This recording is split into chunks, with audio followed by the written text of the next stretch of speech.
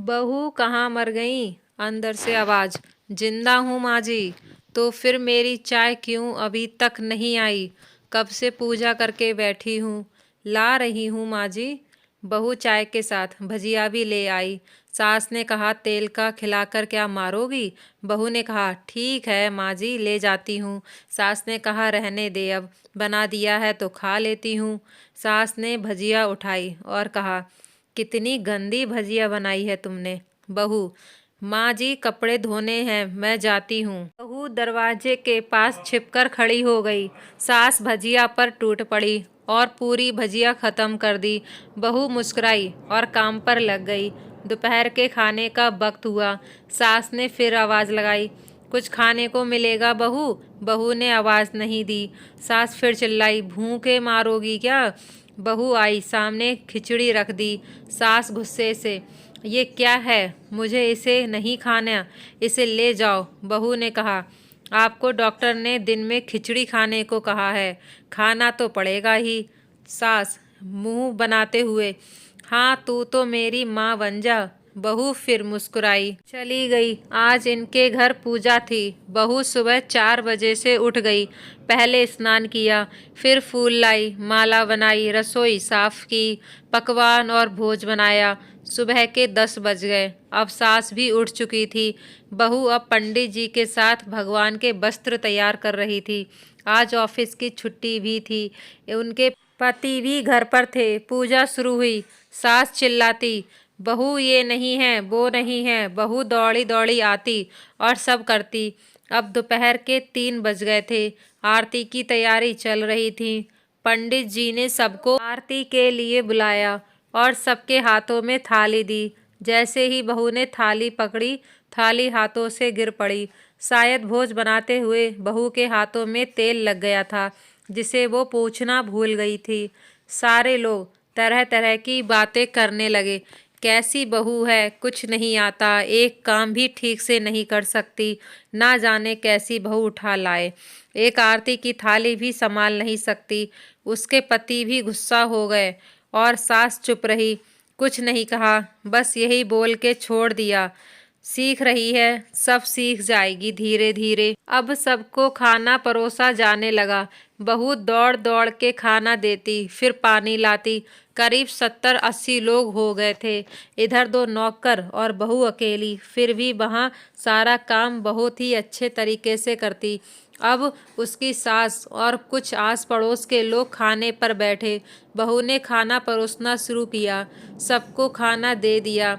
जैसे ही पहला निवाला सास ने खाया, तुमने नमक नहीं डाला क्या?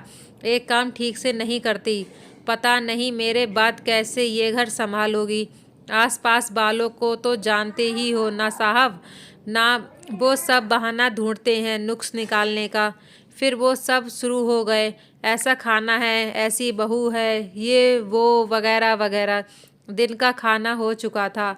अब वह बर्तन साफ करने नौकरों के साथ लग गई। साथ में जगराता का कार्यक्रम रखा गया था। बहू ने भी 1-2 गीत गाने के लिए स्टेज पर चढ़ी।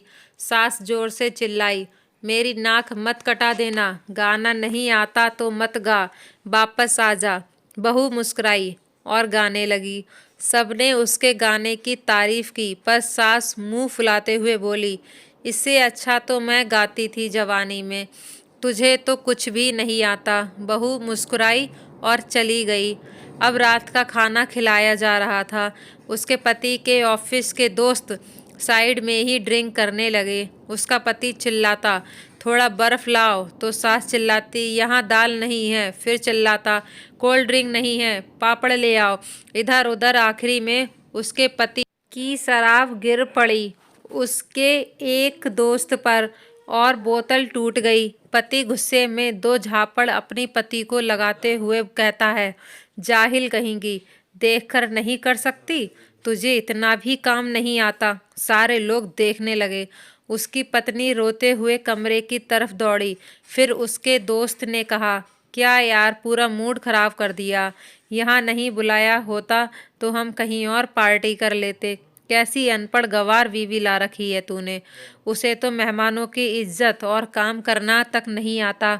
तुमने तो हमारी बेइज्जती कर दी। अब आस पड़ोस की औरतें और बहाना मिल गया था। वो कहने लगी, देखो क्या कर दिया तुम्हारी बहू ने, कोई काम नहीं कर सकती।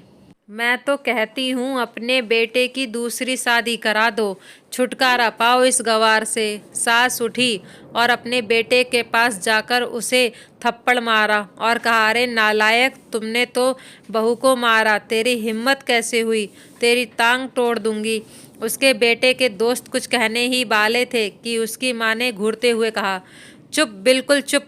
यहाँ दारू पीने आए हो, जबकि पता है आज पूजा है और तुम्हें पार्टी करनी है। कैसे संस्कार दिए हैं तुम्हारे माता पिता ने। और किसने मेरी बहू को जाहिल बोला? जरा इधर आओ, चप्पल से मारूंगी अगर मेरी बहू को किसी ने शब्द भी कहा। अरे पापी, तूने उस लड़की को बस इसलिए मारा कि तेरी शराब टूट गई। पापी, वो तो बच्ची सुबह 4 बजे से उठी है, घर का सारा काम कर रही है, ना सुबह से नाश्ता किया, ना दिन का खाना खाया, फिर भी हंसते हुए, सबकी बातें सुनते हुए, ताने सुनते हुए घर के काम में लगी रही। तेरे यार दोस्तों को वो अच्छी नहीं लगी। जूते से मारूंगी तेरे दोस्तों को जो कभी उन्होंने ऐसा कहा। उसके यार दोस्त चुपके से खिसक लिए। अब सास बहू के कमरे में गई और बहू का हाथ पकड़कर बाहर लाई। सबके सामने कहने लगी, किसने कहा था अपनी बहू को घर से निकल के दूसरी बहू के ले आना? जरा सामने आओ। कोई सामने नहीं आया। फिर सास ने कहा, तुम जानते भी हो क्या हो इस लड़की के बारे में? यह मेरी माँ भी है और मेरी बेटी भी। माँ इसीलिए मुझे गलत काम करने पर डांटती हैं और बेटी इसीलिए कभी कभी मेरे दिल की भावनाएं समझ जाती है। मेरी दिन रात सेवा करती है, मेरे 1000 ताने सुनती है, पर एक भी शब्द गलत नहीं कहती। ना जाने ना सामने ना पीठ पीछे। और तुम कहते हो दूसरी बहू ले आऊं। याद है ना छुटकी की दादी, अपनी बहू की करतूत? सास ने गुस्से से पड़ोस की महिला को कहा, अभी पिछले हफ्ते ही तुम्हें तुम्हें मियाँ बीवी भूखे छोड़ घूमने चले गए थे। मेरी इसी बहू ने 7 दिनों तक तुम्हारे घर पर खाना पानी, यहाँ तक कि तुम्हारे पैर दबाने जाती थी, और तुम इसे जाहिल बोलती हो। जाहिल तो तुम सब हो जो कोयले और हीरे में फ़र्क नहीं जानते। अगर आइंदा मेरी बहू के बारे में किसी ने एक लफ्ज़ भी बोला तो मुझसे बुरा कोई नहीं होगा, क्योंकि ये मेरी बहू नहीं, मेरी बेटी है। बहू सिसकियां लेते हुए फिर कमरे में चली गई। सास ने एक प्लेट उठाई और भोजन परोसा, बहू के कमरे में खुद ले आई। सास को भोजन लाते हुए देखा तो बहू ने कहा, अरे माँ जी, आप क्या कर रही हो, मैं खुद ले आती। सास ने प्यार से ताना मारते हुए कहा, डर मत, इसमें जहर नहीं है, मार नहीं डालूंगी तुझे। तुझे नई सास चाहिए होगी, पर मुझे अभी भी तू ही मेरे घर की बहू चाहिए। बहू ने अपनी सास को रोते हुए गले से लगा लिया। सास भी रो दी पहली बार और कहा, चल खाना खा ले। फिर मजाक करते हुए कहा, फिर मेरे पैर दबाने चले आना, और ये ख्याल मन में मत लाना कि सास पैर बोलती है, किसी दिन मैं इसका गला दबा दूंगी, क्योंकि कभी मैं भी यही सोचती थी। दोनों खूब हंसने लगती हैं।